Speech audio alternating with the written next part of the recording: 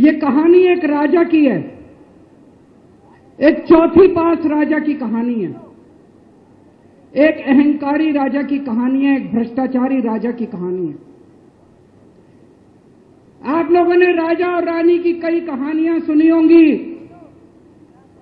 इस कहानी में राजा तो है, रानी नहीं है।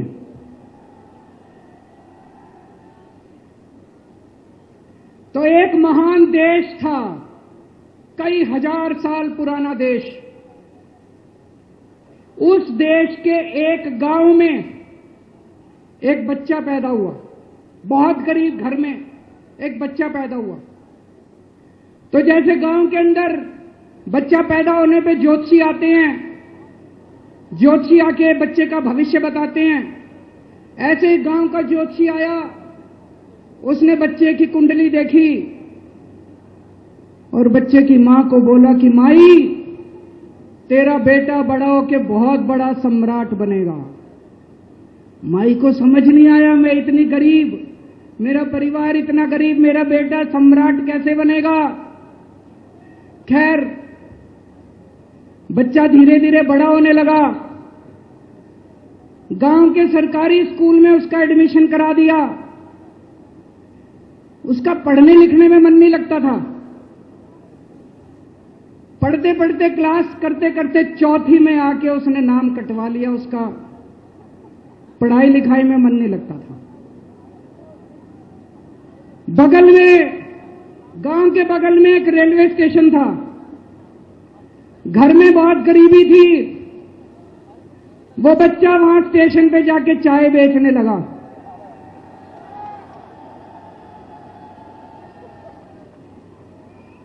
चाय बेच के अपना गुजारा करता था। वो भाषण बहुत अच्छा देता था, बचपन से ही बड़ा अच्छा भाषण देता था। गांव के लड़कों को इकट्ठा कर लेता और भाषण देना चालू करता। धीरे धीरे आसपास के गांव में फैल गया कि यह बच्चा भाषण बड़े अच्छे देता है। आसपास के लड़के भी इकट्ठे हो गए और जो मर्जी टॉपिक हो भाषण देना चालू कर देता था और रुकता ही नहीं था, घंटों घंटों तक भाषण देता रहता था। बच्चा बड़ा हुआ। ज्योतिषी ने कहा था, बड़ा होके बच्चा उस महान देश का सम्राट बन गया। लेकिन राजा तो अनपढ़ था, उसे तो कुछ आता नहीं था। अफसर आते, उस अनपढ़ राजा से जहां मर्जी साइन करा लेते, जहां मर्जी जो मर्जी साइन करा लेते। वो राजा अनपढ़ था, उसे लगता था मैं अगर अफसरों से पूछूंगा तो मेरी कमजोरी सबके सामने प्रकट हो जाएगी। अफसरों को लगेगा मेरे को कुछ आता नहीं है।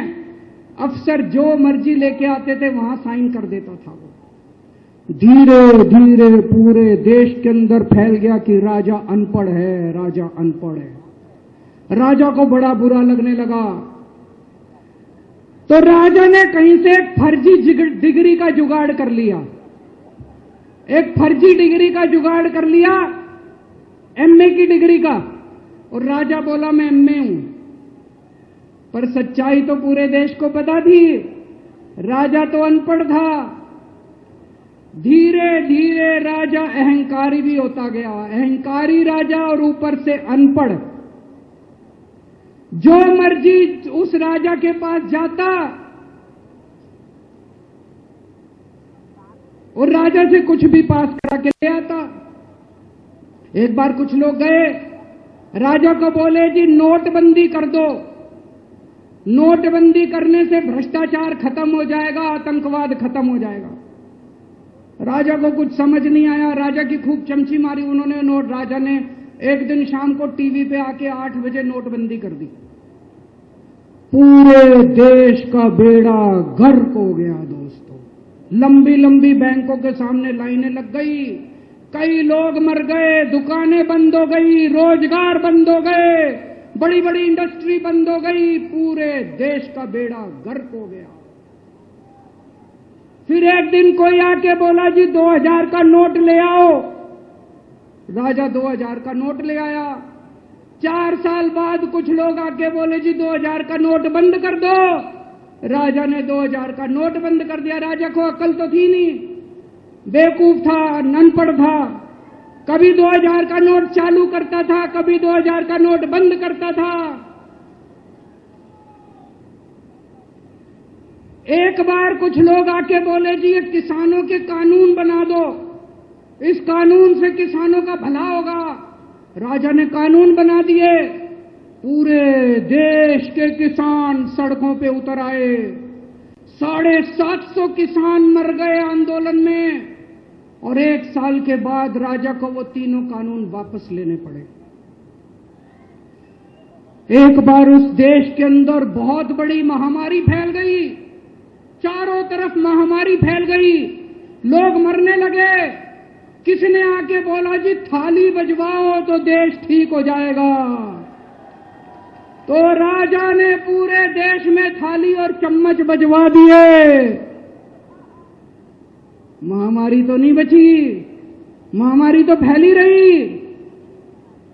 किसी ने आके कहा जी डॉक्टरों की जरूरत पड़ेगी, दवाइयों की जरूरत पड़ेगी, इंजेक्शन की जरूरत पड़ेगी, तब महामारी रुकेगी।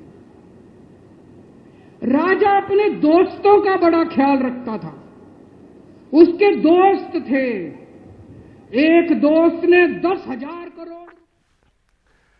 अरविंद केजरीवाल प्रधानमंत्री पे निजी तौर पर हमलावर हैं। उनकी डिग्री पर भी सवाल उठाया, नोटबंदी पर सवाल उठाया, 2000 नोट के चालू होने और उसके बंद होने पर सवाल उठाया। साथ ही कोरोना काल में थाली और चम्मच बजाने और बजवाने पर भी सवाल उठाया। अध्यादेश के खिलाफ केजरीवाल का यह हमला, रामलीला मैदान में एक लंबा भाषण, यहां पर केजरीवाल ने बहुत सारी बातें कही हैं। उन सारी बातों पे अगर हम एक बार फिर से रोशनी डालें तो उन्होंने कहा कि ये राज्य की जनता यानी दिल्ली की जनता के मताधिकार का अपमान है। उन्होंने कहा कि मोदी जी ने 21 साल राज किया है, 12 साल गुजरात में और 9 साल यहां केंद्र में, लेकिन मैंने सिर्फ 8 साल अभी तक सत्ता संभाली है। ऐसे में आप अगर देखें तो हम ज्यादा काम कर रहे हैं। मोदी जी कह रहे हैं कि फ्री की रेवड़ी बांट रहे हो, मैंने 4 रेवड़ी रख दी तो क्या बुरा हो गया, आपने तो पूरा रेवड़ा उठाकर दे दिया। उन्होंने कहा कि पीएम मोदी जी आप देश संभालो, आपने देश का बेड़ा गर्क कर दिया है। तेल महंगा हो गया है, सिलेंडर महंगा हो गया है, महंगाई चरम पर है, बेरोजगारी चरम पर है, आपका ध्यान उस पर नहीं है। उन्होंने कहा कि पूरे देश के लोगों को बोलना चाहता हूं कि दिल्ली के लोगों के साथ जो हुआ है, अगर इसे नहीं रोका गया तो कल यही अध्यादेश राजस्थान, मध्य प्रदेश, महाराष्ट्र के लिए भी लाया जाएगा। पूरे देश में हम घूम रहे हैं, आपको बताना चाहता हूं कि 140 करोड़ लोग आपके साथ हैं। इस अध्यादेश को हम खारिज करवाकर रहेंगे, सुप्रीम कोर्ट के आदेश को लागू करवाकर रहेंगे।